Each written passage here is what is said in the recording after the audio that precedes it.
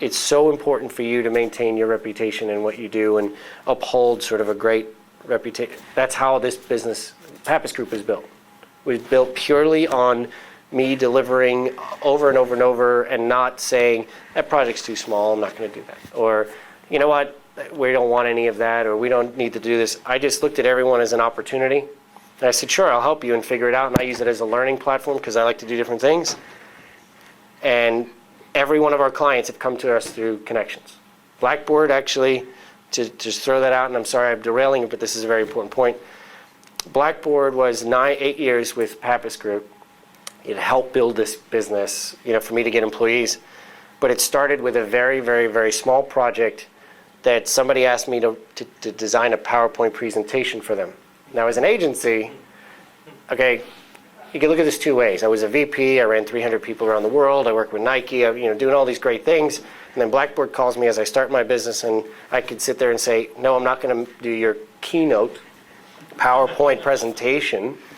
Or I could look at it as an opportunity to say, you know what, I'd like to have them as a client, so I'm going to do whatever I need to do. And I was up till 4, 5, 6 in the morning, literally on the phone with the CEO, who happened to be the chairman, because he had 3 days to get his keynote presentation, which is his biggest presentation. So I took it as an opportunity. 5 days later after the event, they called me up and said, would you like a job? And I said, well, no, matter of fact, I actually have a company. We'd love to come in and talk. And from that day forward, we were able to be the agency of record. But if you don't look at them as opportunities, you're never going to get it. Well, that relationship spawned every other piece of business over the next 2 or 3 years, simply off the connections, the reputation. And so just trying to say you got to work a little hard, and you kind of do maybe what you feel like you don't need to do, but everything pays off, and that making sure your reputation withstands your development will be very, very lucrative for you in the future. It's a big deal. Sorry. I kind of hammer this in the office too. It's a really important thing for us to do, to maintain. What else? What advice would you have for, scared soon-to-be college graduates who might want to get started in advertising or a creative agency? You need to be aggressive. We just had somebody who got out of school and said, well, I'm willing to do whatever, an intern, I don't know what I don't know, I'm willing to sit here and work with you. You need to be able to do that, because what you're learning in school is very different than what's out. And what people really want to know is, and frankly, as an owner of a company, I have to rely upon my team to be able to deliver. I assume that everybody doesn't have the answers. I know that you don't know what you don't know. So the point is, I just need to be confident that you'll be able to make the right decisions and figure it out. So what we look for are people who are willing to jump in, try, learn, ask 1,000,001 questions. Asking questions is probably the best thing you can do. If you don't ask questions, that's probably the worst thing that you can do. Because if you're not interacting and you're not really clearly articulating and understanding, then I have no idea if you're going to get this. And then all of a sudden, maybe somebody's going to go out and do something and it's completely wrong. But if we're talking the whole way through, don't worry about my time, because you're taking the initiative. You're aggressive. You're going to go out there on your own and make sure that you can handle it. That's something that we look for, especially for students out of school. I know a lot of other companies and CEOs, that's the biggest challenge. You have to learn process and stuff, which you will once you get in. Part of it is you have to show your own initiative and willingness to basically jump in. Yeah. Question on that. A lot of, you go into interviews, you meet with people, et cetera, and it's a lot. Usually it's, how do you market your skills to this person? Mm-hmm. How do you market your personality? They just need to see it. Just need to see it. Okay. Don't be cocky. Yeah. Cocky's doesn't equate to personality. I'm being dead serious. Some people equate that as I'm being confident, mm-hmm. right? But all the reality is our world is changing. It's hard for us to keep up, right? So anybody who's going to come in here and say that they know our business, it's going to be very difficult for us to look at them seriously. Because if you knew our business, you'd know that everybody is trying to figure it out themselves. So as genuine and as authentic as you can be to yourself and saying, you know what, as we just hired this person. They were here a month and a half. They said, I don't know what it is. I didn't go to school for it. I know you hire people out of school. We have certain people come out of Brand Center and others. But I'm willing to figure it out. And we would give little, hey, we're looking for somebody to help us with analytics. Do you want to jump in? Absolutely. The person went home at night to try to figure it out and did their own research, came back the next day and said, here, it's done. Whether it was 100% right or not, it showed immediate initiative. So they were genuine about, I don't have the answers, but I'm willing to give it a shot, so give me a shot. That works a lot better, and understanding who you are as an individual than boasting or talking about it or broadcasting kind of who you are. It's a really important, sometimes it's showing it rather than talking it. Kind of bouncing off her question, how important is like graphic design skill or like maybe computer programming, knowledge of coding and stuff like that? How important is that in this industry? Well, it depends on, there's lots of roles. So if you're coming in as a designer, Yeah. if you're coming in as a web developer or mobile app developer, you have to know your stuff. But if you come in as a PR person, if you come in as an analyst, or you come in as an experienced planner or others, you need to have core skills of what that business is, but you don't need to be fully versed. For instance, if you're not having a portfolio that's a digital portfolio that's fully baked, there's probably a good chance from a design perspective you won't get interviewed for design. Okay, that's a very specific, that's more like a craft. But as far as the others, where the person that we just hired, they didn't have those skills, but we have got evolving roles in our industry. We've got analysts, analytics, we've got media outreach, we've got social abilities, and all of that is new that you really can't really learn in school. And those we're looking for individuals, their personalities, their willingness, do they understand the concepts, and those are, anybody. Really, it's actually funny. I have clients who, when they see my team on the other side, some of them who have an old way of thinking they look and they go, you don't have a very old team, and you're going to come in here and tell us, what to do. And the reality is from a social context, the younger generation knows how it works. They just haven't figured out how to put strategies together. And so businesses are also struggling with a younger generation that you're not learning stuff out of school. How do you adapt it? How do you start to build that in-house? And they don't know how to find people to do that. We actually like that. That's kind of what we do, because we're inventing what's next. So it's attitude. And So for projects, do you have like a data miner, a designer that work through the entire process to develop a product? Or yeah, we have 7 different skills on one project. Actually, more than that. We have account manager, project manager, designer, somebody in the technical team, somebody in the strategy team, somebody in the UI, UX team. Did I say strategy? I said strategy. Somebody in content, and somebody in media. Or media is in media outreach, whether it's social or paid or earned. I mean, we're putting together a group of people at a table that historically has never been that way. It's always been 1 or 2 people. We don't do PR. We work with PR firms, but we do outreach and social. It's the same kind of thing. But we're bringing all 9 people to the table, and so our offering to the world is a little different. But that's a new paradigm. How do you get all of these people in a room to now work together? So back to like what we look for in people. When you interview with everybody, and sometimes you're thrown 9 people are staring at you. Let's see if you can get along with everybody, because at the end of the day, we have to come up with ideas together in a short period of time that we have to present to a client and say, this is the way it needs to work across all 9 disciplines. That's a really hard thing to do. So. Hello. With this constantly evolving world, where do you see yourself 10 years from now? It's way too far. 2 years from now? Because that's really where we're looking. Go ahead, sorry. It's too far. What techniques do you use to adjust to the constantly evolving, climate of your industry? Mm-hmm. So we have sort of internal processes that we change. minimal training. We don't have formal training because we're so small of an organization. We're actually next year looking to do something more formal where the whole company, as you start, you go through a longer boot camp that starts to get people accustomed to the Pappas way of doing stuff. That's our way.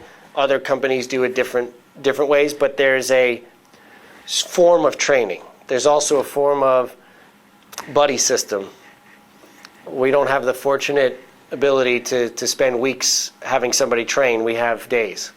So you've got a buddy that takes you on projects.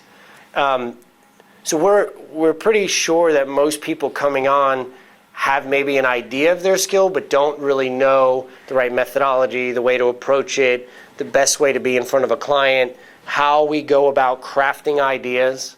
That's all learned inside the organization. So this past year, I changed the process, which is still trying to change, of how we make our work. And that's a big shift because it needs to be faster, cheaper for clients. It needs to be more about ideas and concepts rather than making stuff. And so our people are going through pain and angst, but it's on the job. Switch.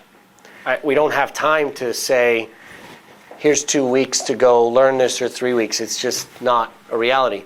But we are, I hope we are, Val can attest to this, good about just keeping everybody involved and everybody moving and lots of communication. The space here, we're about to get a new space because we're growing out of here, but we don't have offices on purpose. We have only one office in this, and that's for secure files. It's open. There's no secrets, there's constant communication. I don't understand what's going on. I do understand. So our environment is very real time, if you will. So that's why I say 5-10 years from now, we have no idea. Technology has just changed our industry, and it has over the last 12-15 years, but the last 2 or 3 significantly. So if we have any more significant changes in technology, it might radically change again. So that's why I can't answer that question. But we're changing on the fly. Yep. Just piggybacking off his question, kind of alluded to this. But yeah, technology is diffusing at a faster and faster rate. It takes apps now like 35 days to reach a million users. Yep. How does that affect your business and trying to scale up? Do you find that you have to focus more on a few clients because, word of mouth is so quick through technology? Or are you able to focus on a broader set because of using some of this big data stuff? The short answer is we're not impacted by how many clients we can facilitate due to technology. We're regulated on how many bright minds I have in the company. We actually have more work and can have a lot more work due to the impact of technology because more people need it. We don't have enough people that can actually do it because this is a service business, and our product are our people. It's the minds, it's the ideas. So the way I look at it is, as the faster technology goes is great, it's going to keep us in business. Unfortunately, I'm trying to find ways to make people get up to speed, find more people. We're trying different things, different ways to find the right talent to bring in-house because it's a mindset that happens. Because once you kind of get in the highway, you like shoot off, and you start to get really fast. And Val's laughing, I think, because that's what happens. So for us, people are really valuable. So we love technology moving that quickly. We could take on 100 clients because there's all different levels. I need to find people who get it. The problem is technology is going so fast that it's leaving people in the dust. After we sort of caught up a little bit, and you notice that it got a little stagnant as what everybody calls the down economy, and then all of a sudden it ramped up again. Well, that's because there's more spending, but also we had some innovations. Facebook and others came on that people liked in this whole social phenomenon, and it goes in bursts. People have to catch up. There was a huge lag in that down economy where everybody who started in Web 1.0 went away. All the skill went away. Again, showing my age, I feel like I'm doing deja vu all over again. The same things that happened in 1999 are happening right now. Exactly the same thing. It's just now, instead of it being the web, it's mobile. So regarding talent, then, are you guys focused on finding people with a college degree, or really those types of knowledge workers, that's someone that understands coding, that's more creative? We're open. I think my operations person likes to put on college degree, but we're always open. My philosophy is I give everybody a shot. My history at Proxicom, literally I was a young kid who had a big mouth, and I raised my hand and said I want to take over the creative group. I was 5 people. I was 25 years old. They looked at me like, okay, go ahead, and they were waiting for me to fall, and I was terrified. I had no idea how to do it. And next thing you know, I was 27, and there were 300 creatives around the world, and I was a VP, and so I still didn't know what I was doing, but I was arguing with, an older generation who was trying to teach me how to run business, and so I learned how to do that. But I would never be there if they didn't give me the opportunity.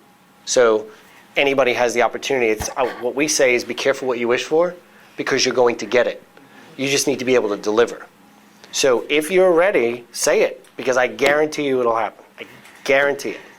That's why my mentor said to me, he's like, don't wish for business. Don't worry about if you're going to make money. It's know what you're going to do when they come to you. Be able to deliver, because you're never going to run out of business. It's just you better deliver on it, otherwise you'll be out of business.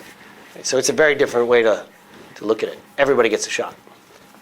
Related to that, though, have you ever encountered a campaign that was just an utter failure? And if so, how do you get over that? How do you fix that? Everybody loses a game. I mean, that's my baseball roots, right? I'm very competitive, extremely competitive when it comes to how well we do. Some projects you go in and you go, this isn't going to work, and it's not going to happen. And you have to be honest with yourself. You have to look at it and say, did we drop the ball, or was there circumstances? And a lot of times it's us. And first reaction for everybody is to be defensive. It wasn't us, it was them. And more and more you find that it's really you, and it's not them. And what I mean by that is, it's not that you actually did something wrong, but sometimes it's as simple as communicating and setting expectations. So I harp on that a lot. And sometimes the campaign just went to the left when it should have gone to the right, because somebody forgot to say, okay, we're about to go to the left. Is everybody okay? They just assume.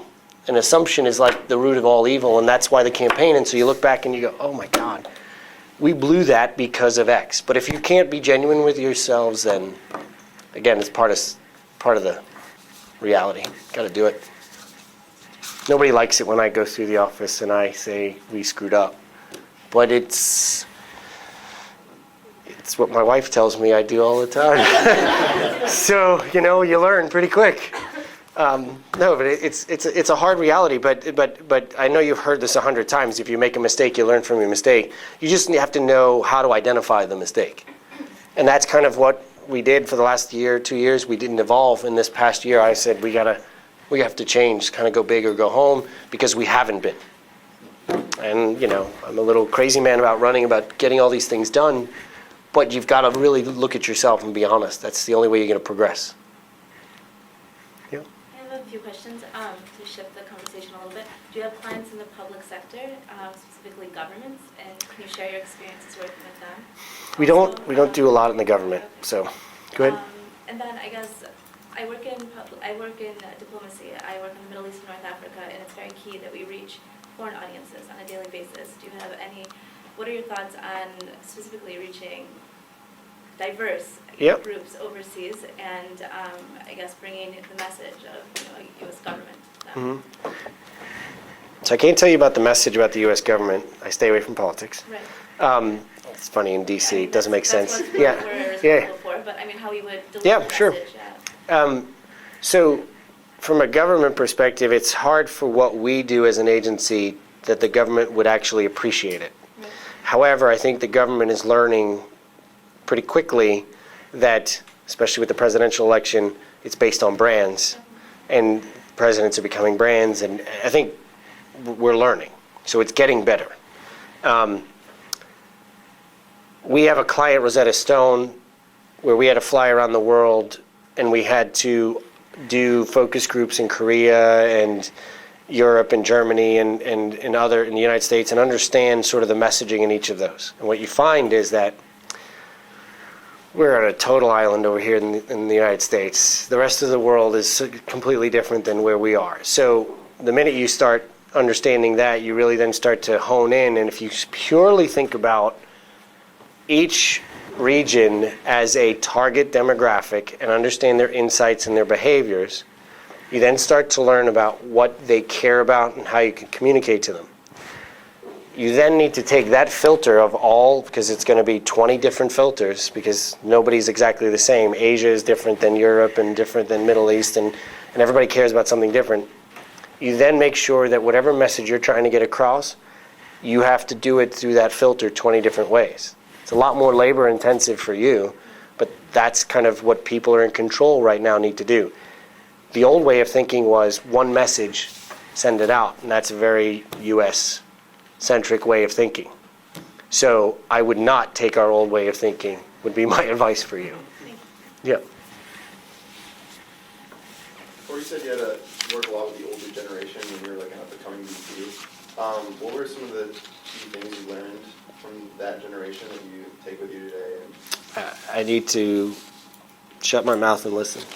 Yeah. Actually, we have somebody here right now, and I say older, I mean, he's only like 12 years older than me, but when I was 25, that was old.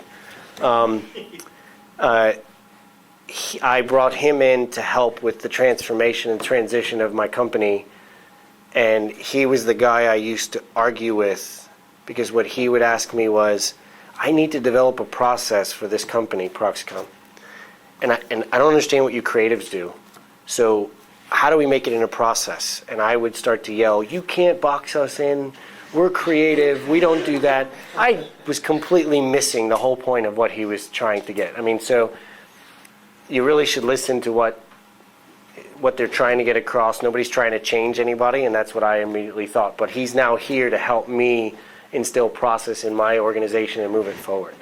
So there's a lot of valuable information there. And what I've seen, as I'm getting older now as well, but what I've seen through business is that there's value in every stage. If you understand history, you'll be able to start predicting the future, and that happens a lot in business.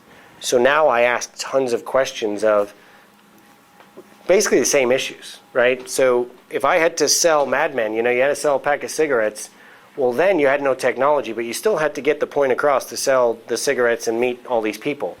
Well, how did they do it? And that same basic principle, that same approach, you could apply today. Just the tools you use are different. There's a lot to be learned, so you got to really look at it twice rather than once when they tell you that we're trying to box you in, because that's not what they mean. But there's a lot you can learn from the history standpoint. And so now I had everybody in my company look at me and go, who's the old dude? Why is he here and how long is he going to stay? Crazy man on the map. Yeah, the crazy man. And so now everybody's like, oh, that's just this guy Jay. And now he's I think he's becoming a little bit more family because everybody's starting to listen to it. But the first reaction was, you don't have a clue what's going on. And that's what's happening in PR, in social media. Everybody's in a massive rush. Oh, social media, but now people are like, you can't have 22 and 25 and 26-year-old people creating conversations about the subject that they don't know what they're talking about. So you need sort of senior help, experience to come in, but you need sort of a younger generation to understand the tool, and now it's about collaborating. It's a big, big thing about collaboration. So, Thank you. yeah. What motivated you when you were 25 and what motivates you now? That's a good question.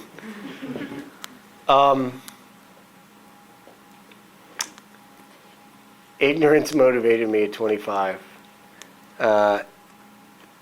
Now it's passion. For what? I like to create, so for me it's about constantly evolving and creating. I like to be out in the front. I tend to do this with our company a lot, but I am curious. So I want to see how it all maps out. And there was a massive adjustment with the Facebook platform and all of that, and now that people are in control and to understand how people work and operate, that's become a big passion of mine. So creating utility, working for multiple brands. There's a reason why we are the company we are. I like to work for every brand. I want to understand every business. I want to understand how it all fits together. I like that questioning, always asking why. When I was 25, I said, I just want to make some money and I want to be a boss. And that was completely ignorant. And that was just not the smart way to think about it, but that's what was driving my goal. And you quickly realize that's not going to get you anywhere. You have to believe in something. So I believe in this holistic approach of, end to end. We're one agency that can deliver brand and a strategy for that brand all the way through every communication channel and own it. I kind of fall into that Steve Jobs philosophy, which is a book, that's why I think you should read it. Because the more I can own that, the better you can serve the end customer. And you're seeing some of the benefits of that today. That's a big windmill that I'm going after right now, where other companies are saying, we only do social. We only do web development. They all specializing. So I'm now driven by passion and trying to tackle a big goal. So everything right now for me is goal-oriented. And it has nothing about anything else. It's just, what can we do next and evolve? But fear, don't be afraid. I know it's a hard thing to say. Fear drove me when I realized that I was in my house and I had a baby on the way and I didn't have a job and all that. But at the end of the day, the thing that kept me on course was my belief I believe that this can happen. So it wasn't necessarily fear for fear's sake, because you make decisions when you're fear that are defensive. When you have a passion, you make offensive decisions and create opportunity. You actually make the opportunity. You don't find it. You really make it yourself.